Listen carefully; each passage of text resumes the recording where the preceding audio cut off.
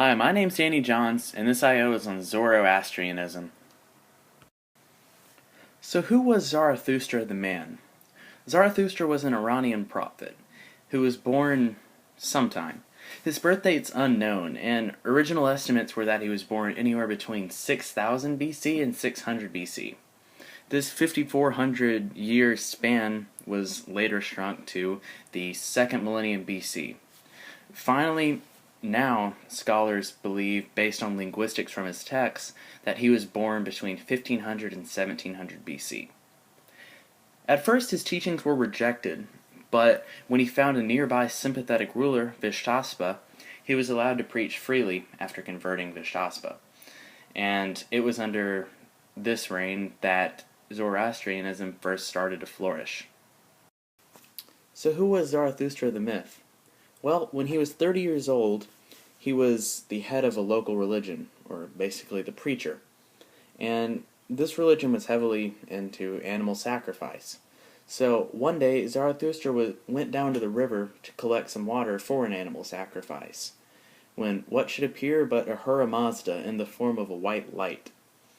And Ahura Mazda briefed him on all of the tenets and beliefs of Zoroastrianism, and after hearing all about the religion, Zarathustra went around the Persian Empire spreading it. Now, it's important to note that Ahura Mazda, across several sources, is referred to as a shining light. So, just something to keep in mind. So who was Zarathustra the legend? Or what legacy did he leave behind? Well, he left behind a religion that was shrouded in fire symbolism. Zarathustra was the messenger of fire. Zoroastrians worship in fire temples, and when Zarathustra ascended into heaven, after his mission was done, he ascended in a cloud of fire. He also left behind the first monotheistic religion, meaning they only worship one god. And at the time, all the religions in the world were polytheistic, at least that we know of. Also, he left behind a religion that was heavily familial, almost strangely so. There is no proselytizing allowed, meaning you can't convert people from outside of the faith. You can't marry into the faith, and only men can have Zoroastrian children.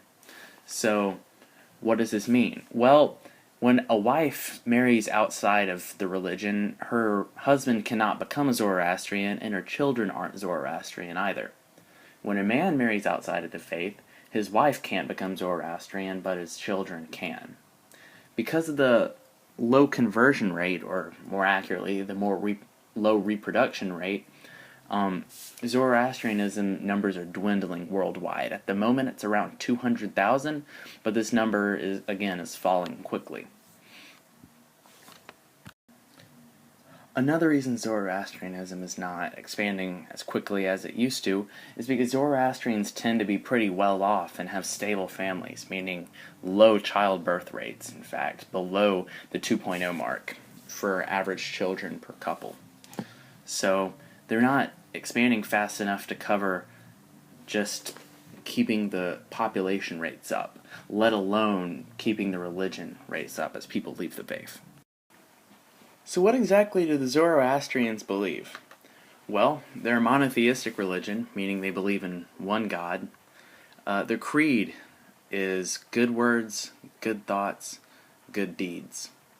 And according to Zoroastrianism, if you follow this creed after death, 4 days after you die, you cross a bridge into paradise.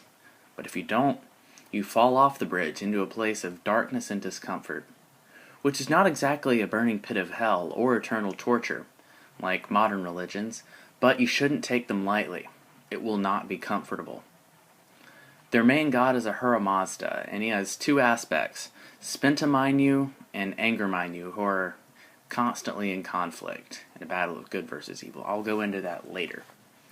Their priestly class is the Magi. The Magi is what the wise men were in the book of Matthew. That was their position. And nowadays, they did away with the Magi, and they are now called Mobeds. Zoroastrians worship in a fire temple. Inside that fire temple, there's a fire that's never supposed to go out.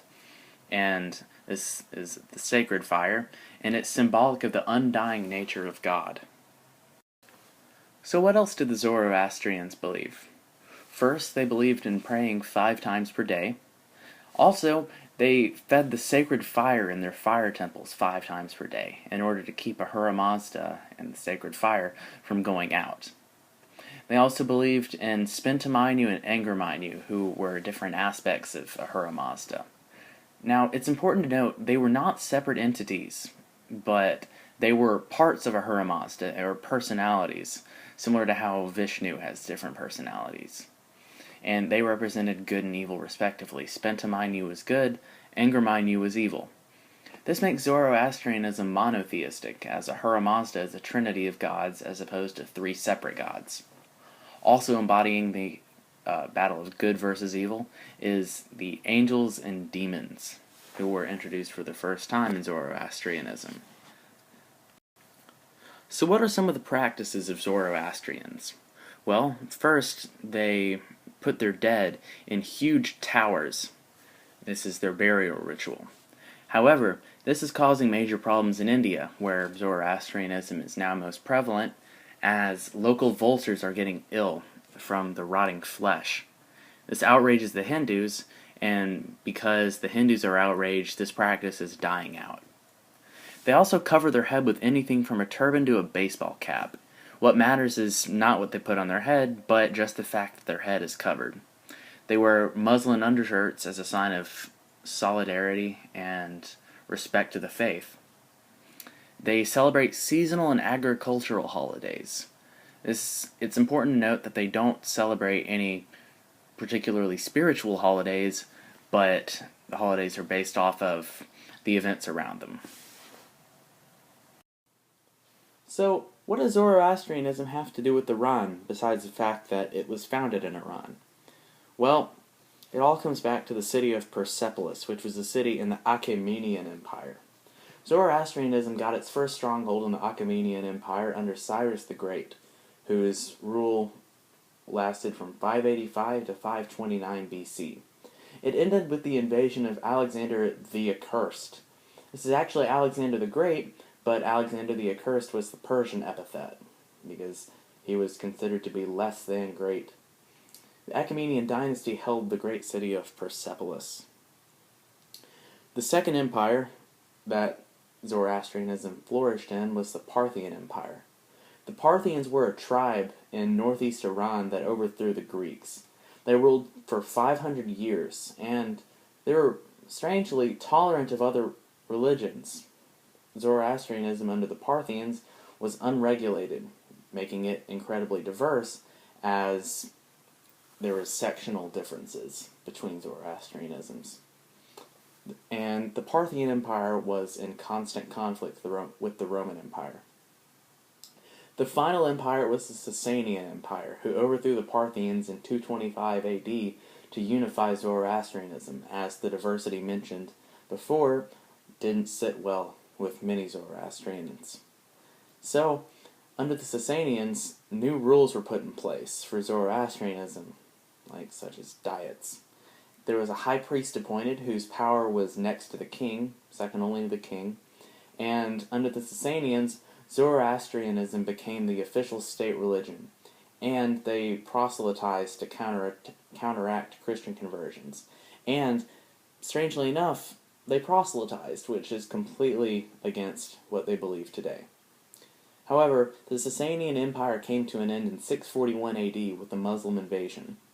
And under the Muslims, there were 3 choices: pay the jizya, convert to Islam, or face death. So, under this rule, Zoroastrianism was all but eliminated. The few that remained fled to Pakistan. So, to wrap things up, I'm going to leave you guys with a couple of questions. What are some aspects of Zoroastrianism in Christianity, Judaism, or Islam? And what connections can you make between Zoroastrianism and Persepolis, the book by Marjan Satrapi?